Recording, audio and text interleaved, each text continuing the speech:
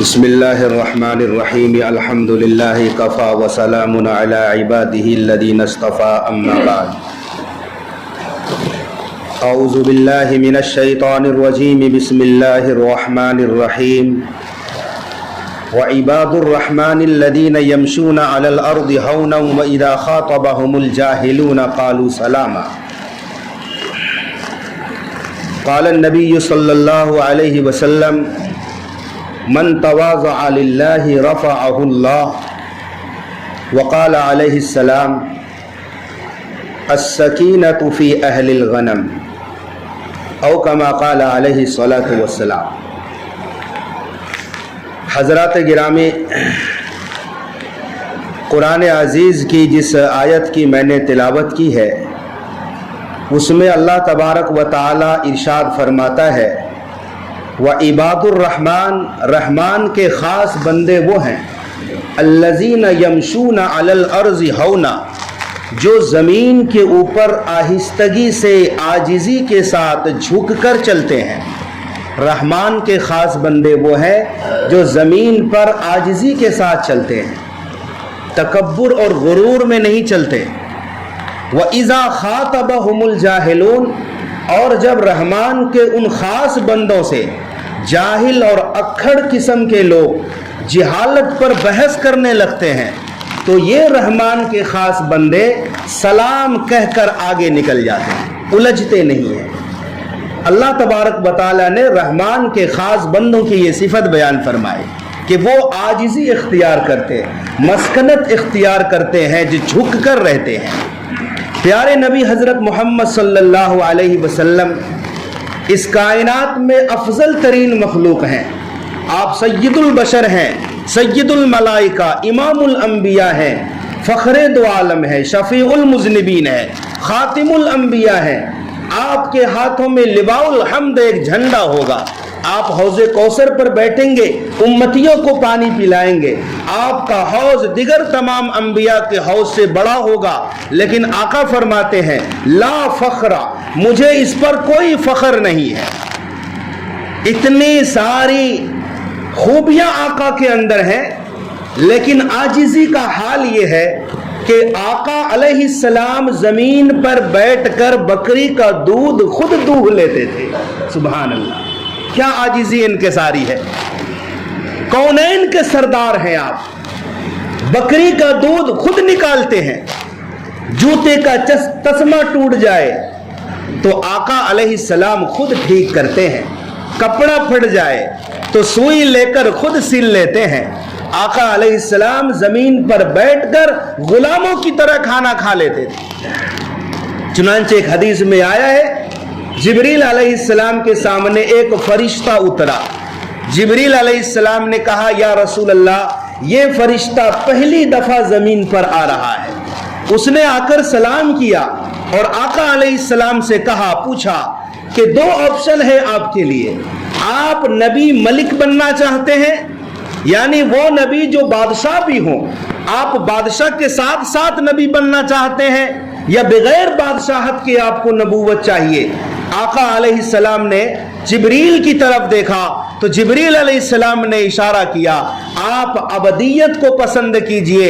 آقا نے فرمایا میں بادشاہ والا نبی نہیں بننا چاہتا، میں عبد بننا چاہتا ہوں، غلام کی طرح زندگی گزارنا چاہتا ہوں۔ اتنے بڑے انسان ہیں، تمام انسانوں سے افضل، تمام خلائق سے افضل ہیں، لیکن کوئی ایک ادنا غلام بھی اگر آپ کی دعوت کرتا، جو کی روٹی کے لیے رات میں آپ کی دعوت کی جاتی تو آپ رات میں جو کی روٹی کی دعوت پر غلام کے گھر تشریف لے جاتے، جبکہ غلام کی کوئی اوقات نہیں ہوتی۔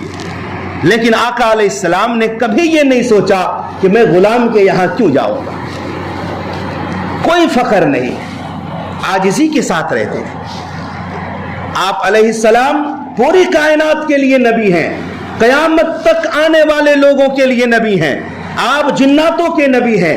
آپ کے اوپر کام اور مصروفیات اتنی زیادہ تھی، گویا آپ کو فرصت نہیں تھی۔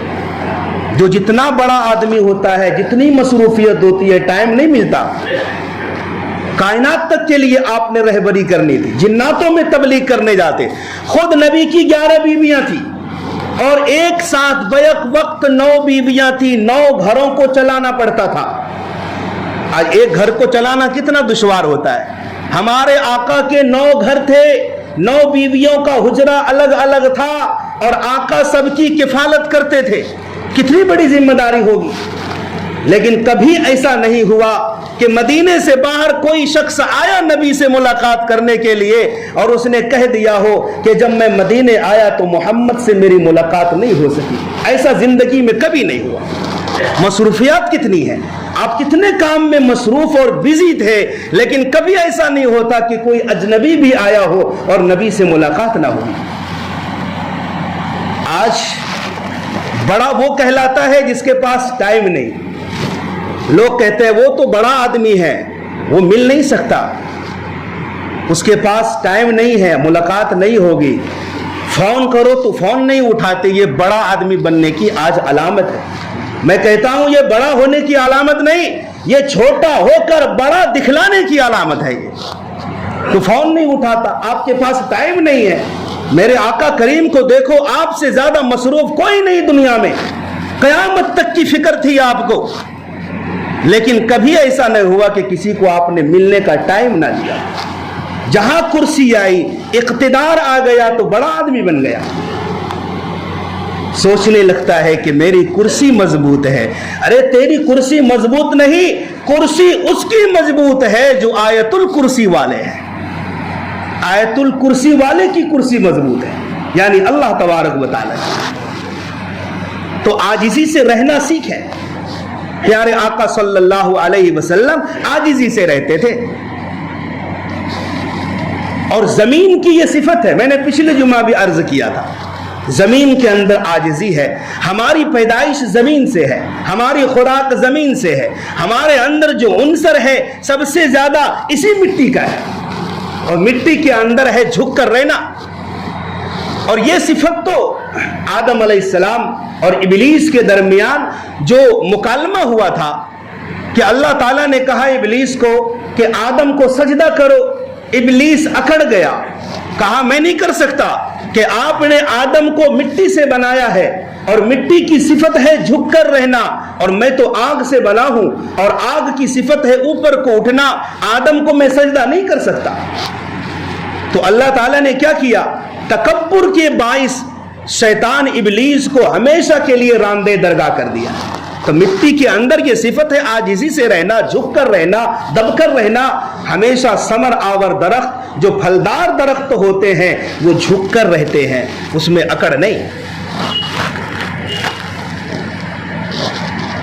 मेरे भाइयों अजीजों, अल बिदाया व निहाया एक किताब है। हाफिज इब्ने कसीर ने अल बिदाया व निहाया में और इब्ने जोजी ने मराकिब अमीरुल मोमिनीन उमर इब्ने खत्ताब रजी अल्लाह ताला अन्हु में ये वाक़िया नकल किया है कि सैयदना उमर जब खलीफा वक़्त बने, पावरफुल खलीफा, आका ने इनके बारे में फरमाया था कि जिस रास्ते से उमर गुजरता है शैतान वो रास्ता बदल लेता है। जिस शख्सियत के बारे में आका ने फरमाया कि मेरे बाद कोई नबी होता तो उमर होता, आप खलीफे वक्त हैं, कैसर व किसरा भी कांपते थे, आपके कोड़े से सलातीन ममलिकत भी कांपते थे, सारी दुनिया के बादशाह हजरत उमर के सामने गोया हाथ जोड़ते थे। लेकिन आप जब खलीफे वक्त बने, मदीना मुनव्वरा में रात में गश्त लगाते थे, तो मदीना के बाहर देखा कि एक खेमा बना हुआ है और आग जल रही है। तो हजरत उमर ने सोचा कि यहां तो पहले खेमा नहीं था। आप जब करीब गए तो देखा कि एक अजनबी शख्स है, बद्दू किस्म का देहाती। कहा कि तुम कौन हो? कहा कि मैं अमीरुल मोमिनीन उमर इब्ने खत्ताब से मिलने आया हूं, रात हो गई इसलिए यही खेमा लगाया और अंदर से रोने की आवाज आ रही थी, कुर्राहने की आवाज। का अंदर से कैसी आवाज है? अजनबी ने कहा अंदर मेरी बीवी है, हामिला है, दर्दे से शुरू हो गया है, विलादत का वक्त हो गया। का पास कोई औरत भी है? का कोई नहीं है। हजरत उमर परेशान हो गए। पास औरत हो, दर्द ज़े में मुब्तला हो, बच्चे की विलादत का वक्त करीब हो, कोई औरत ना हो, कैसा महसूस होता होगा। तो हजरत उमर ने कहा रुको मैं वापस आता हूं। फिर भागे भागे आए, बीवी सो रही थी, उम्मे कुलसूम बिनते अली रजी अल्लाह ताला अन्हा। खलीफे वक्त ने अपनी बीवी को उठाया, उठो उठो तुम्हें नेकी चाहिए, अज्र वाला काम चाहिए। का क्या हुआ? का एक बड़ी नेकी वाला काम आ गया है। का ऐसा ऐसा मामला है, एक बेचारी वीरान में है, झोपड़ी के अंदर है, खेमे में, और दर्द ज़े में मुब्तला है, क्या तुम मदद कर सकती हो? वो भी आखिर अली ये मुर्तज़ा की बेटी थी। कहा कि अगर आपकी इजाजत हो तो मैं बिल्कुल तैयार हूं। कहा चलो विलादत के लिए जो जो चीजें लगती है, तेल है, गुदड़ी है, वगैरह वगैरह तुम ले लो। और खुद हजरत उमर ने अनाज और घी वगैरह लिए और दोनों मियां बीवी साथ गए। कौन है ये? जिसके कोड़े से कैसरो किसरा कांपते थे, वो अजनबी शख्स था। ये एक बादशाह है, वक्त अपनी बीवी को उठा रहा है और कह रहा चलो विलादत में। हजरत उमर लेकर गए अपनी बीवी को, और बीवी को कहा तुम अंदर जाकर अपना काम शुरू करो, और उस अजनबी शख्स से भाई की तरह बात करने लगे। हजरत उमर ने चूल्हा जलाया और वहीं पर कुछ मलिदा टाइप का खाना बनाया। इतने में आवाज आई अंदर से, अमीरुल मोमिनीन बेटा पैदा हुआ है, अपने भाई को बेटा पैदा होने की खुशखबरी सुनाओ। जब उस अजनबी ने अमीरुल मोमिनीन का नाम सुना ना तो कांप गया। कहा मैंने किससे खिदमत ली? अमीरुल मोमिनीन उमर बिन खत्ताब से और आपकी बीवी से। कहा डरो मत, मुझे अपना भाई समझो, मुझे अपना भाई समझो। और फिर उस हांडी को उस खेमे के दरवाजे पर रख दिया और अपनी बीवी से कहा उस औरत को भी खिलाओ। फिर जब वो फारिग हो गए, बच गया खाना, कहा उस अजनबी से अब तुम खाओ। कहा कल सुबह तुम आना दरबार में, वहां से कुछ अता कर दिया जाएगा। यह है एक खलीफे वक्त, शानो शौकत के साथ जिंदा रह सकते थे। वो शाही हुकूमत थी, लेकिन ऐसा नहीं हुआ, बल्कि आजिज़ी के साथ कि एक मुफलिस के साथ कैसे बर्ताव करना है, यह हमें सीरत तय्यबा और सीरत उमर फारूक से सबक मिलता है। हजरत अली ये मुर्तज़ा रज़ी अल्लाह ताला अन्हु बहुत गरीब सहाबी थे। गुर्बत इतनी थी कि आपका जब निकाह होता है तो हक महर अदा करने के लिए कुछ भी नहीं। यहां तक कि खातून जन्नत सैयदा फातिमतुज़ ज़हरा का जब निकाह होने लगा तो आका ने पूछ लिया कि अली हक महर के लिए कुछ है? का कुछ भी नहीं, एक ज़िरा है जो पहनकर जिहाद में जाता हूं। का उस ज़िरा को बेच कर लाओ। ज़िरा को बेचनी पड़ी हक महर अदा करने के लिए।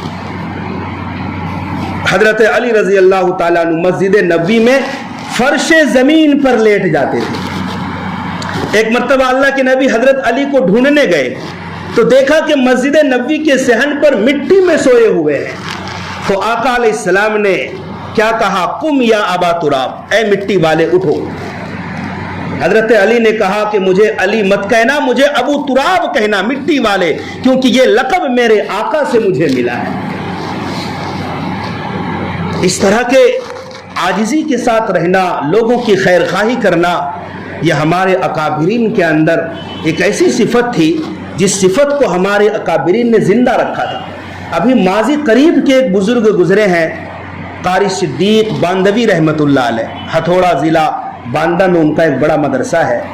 बहुत सारे अहबाब ने देखा होगा उनको।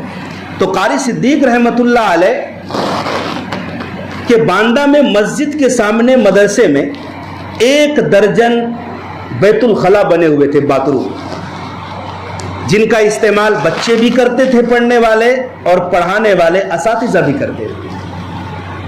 और हथौड़ा बांदा के देहाती बच्चे दिन भर बैतुल खला को जितना गंदा कर सकते थे करते थे, लेकिन रोजाना सुबह फजर के वक्त सारे बैतुल खला साफ सुथरे नजर आते थे। किसी को पता नहीं था कि ये कौन सफाई करता है, किसी को नहीं पता। उसी मदरसे में पढ़ाने वाले मौलाना ज़करिया संभली एक थे, वो लिखते हैं कि एक रात तकरीबन 2:30 बजे मेरी आंख खुली और बाथरूम जाने का तकाजा हुआ। तो मैं जब करीब गया तो देखा कि कोई शख्स है, वो शख्स जहां पर वजू खाने का पानी एक गड्ढे में जमा होता है, बाल्टी भर भर कर पानी निकालता है और बैतुल खला की सफाई कर रहा है।